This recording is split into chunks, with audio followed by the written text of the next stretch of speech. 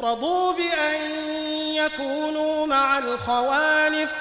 وطبع على قلوبهم فهم لا يفقهون لكن الرسول والذين آمنوا معه جاهدوا بأموالهم وأنفسهم وأولئك لهم الخيرات وأولئك هم المفلحون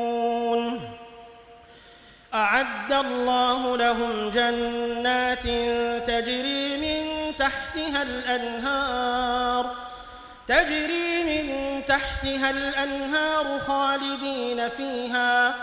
ذلك الفوز العظيم وجاء المعذرون من الأعراب ليؤذن لهم وقعد الذين كذبوا الله ورسوله سيصيب الذين كفروا منهم عذاب أليم ليس على الضعفاء ولا على المرضى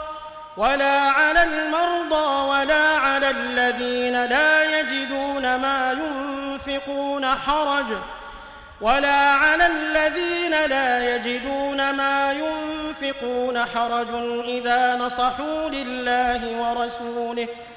ما على المحسنين من سبيل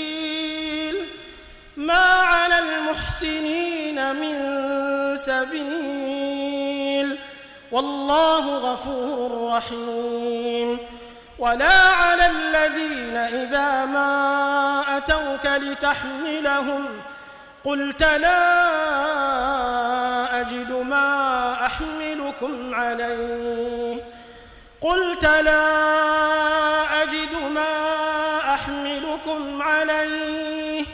تولوا وأعينهم تفيض من الدمع حزنا ألا يجدوا ما ينفقون